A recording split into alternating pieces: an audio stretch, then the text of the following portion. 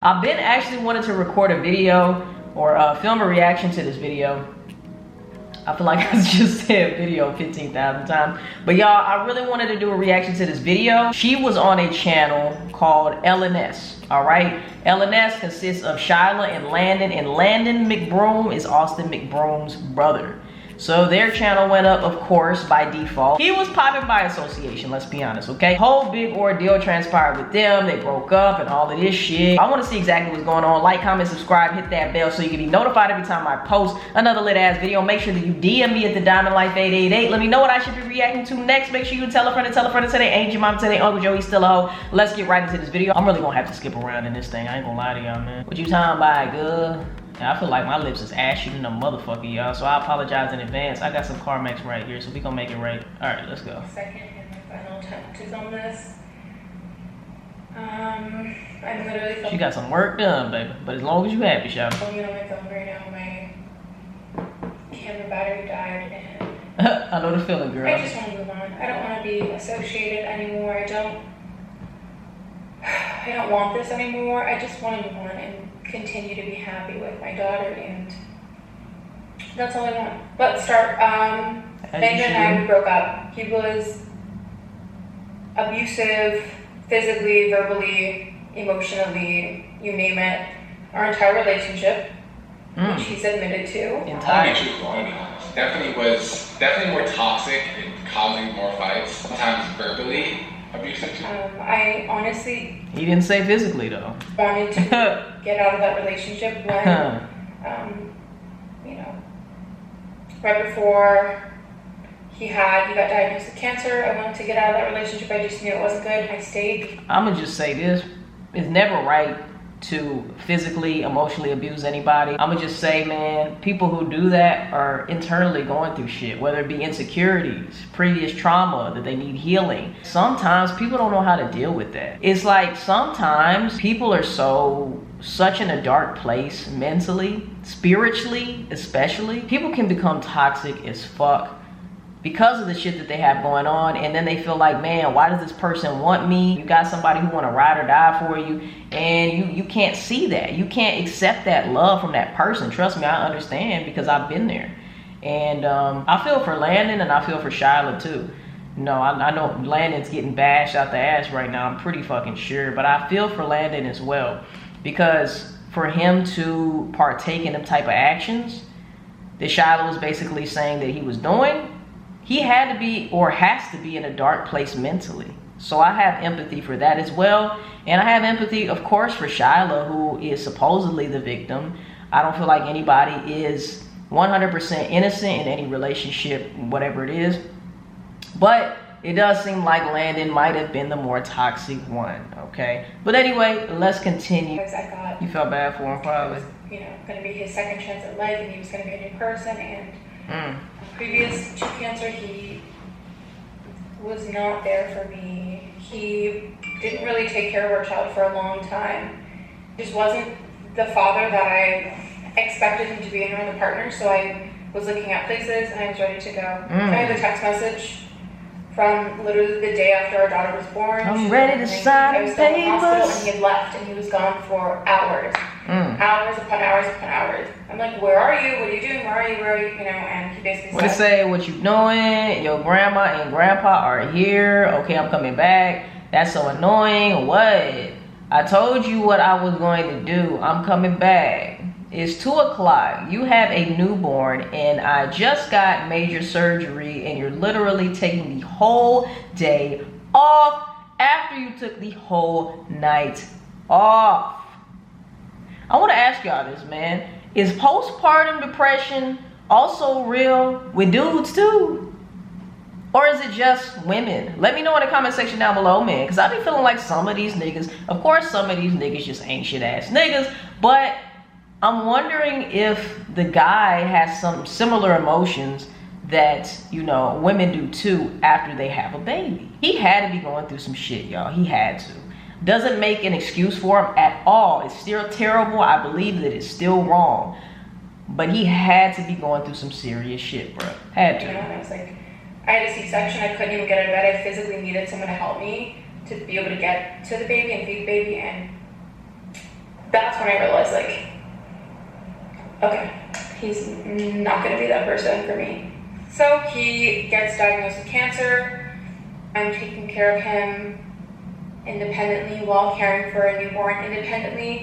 Again, at my breaking point, I was a single mother in a relationship, and I was carrying all the weight around previous to him getting sick. I was doing everything from 100% baby to most of the work, handling all the bills, all the finances, doing all the housework. Not only was she carrying the weight of a baby around, she was carrying the weight of the relationship, you know.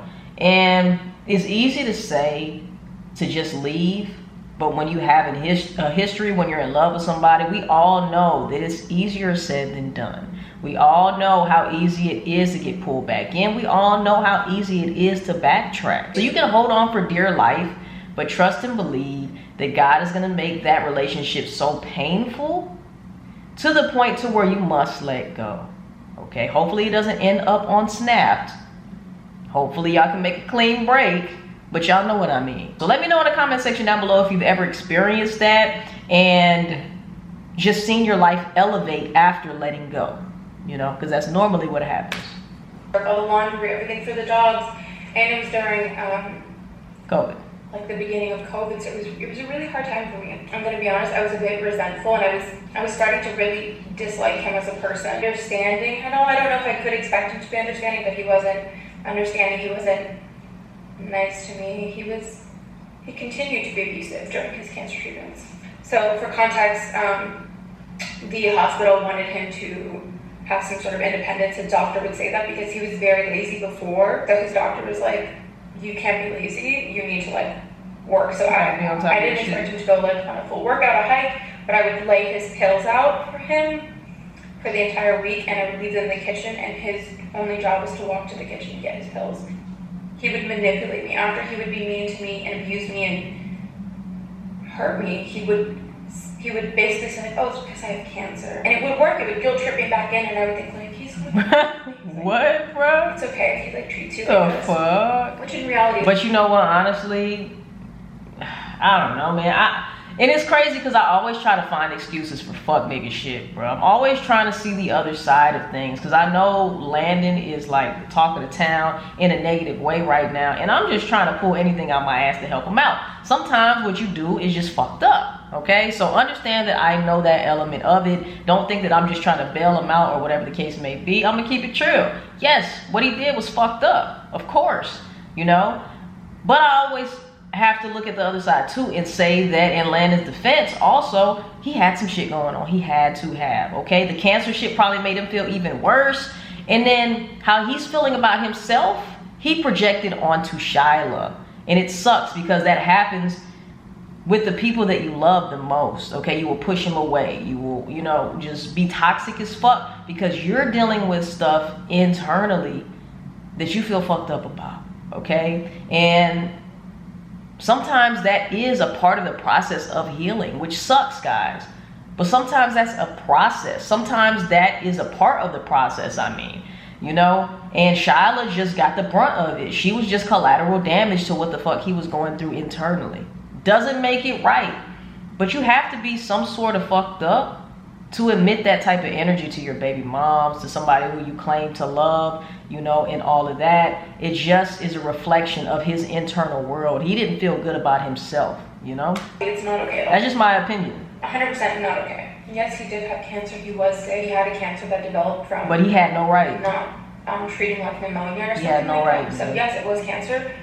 No, he was not going to die from it. Almost 100% of it was gone after the first chemotherapy. So he was rapidly getting better. Once I realized that cancer wasn't going to really change him, it didn't change him at all. He more so enjoyed the attention that cancer brought him. I was like, okay, I don't, like, this is not what I wish I would have left. Like, I don't think this is like the healing experience. To be honest, I was growing resentful because I waited for you to get better and you were able to like basically live a normal life. And you're still an ass. You're still choosing like to not be there for me. And you're still an ass, bro. And so this text, I'm like, I don't understand how I do more than you with everything. And I already had to ask for like little things, blah, blah, blah. And I'm just like, once you're well, like 100%, I need 50% of a partner. I've been carrying Don't settle, baby. Don't this settle. weight for so long by myself. I was just like, I feel like I've been more than fair and I've let you heal and I've been there, but like, I was doing it all by myself. This is before we even had cancer. I said I'm losing my mind. Like, he would only watch her in the morning. If I would wake him up too early, he'd say, no, it's too early. Like, I'm going back to sleep. And when so this is basically just Landon exposed, right? Just really quick, I want to say one of the biggest, most influential things in my healing has been educating myself. I have so many moments now when I'm like reading a book that I really have been reading is about narcissists. It's called Why Does He Do That? And you know what's so funny? I was gonna say something about it sounding like he has some narcissistic traits, but I just didn't want to go there because I'm not a doctor and I don't want to die. I'm not out here to judge and diagnose this person with this or that or whatever. But it did sound like some narcissistic shit. Oh, I got cancer, feel bad for me and shit like that. You know what I'm saying? It does seem a little narcissistic. And yeah, it's dangerous stuff that you're dealing with right there, you know? Yeah, let's see what else she says. It's connected so many dots for me. I've had so many like, oh, that's why. Moments now. I knew the word narcissist, but I didn't know really what a narcissist was until after the fact. And you know what? It doesn't need a term. It doesn't need a terminology to help you understand that this shit does not feel right. All right? Something in my soul does not feel right about this situation. I'm not being treated right. I'm being treated poorly.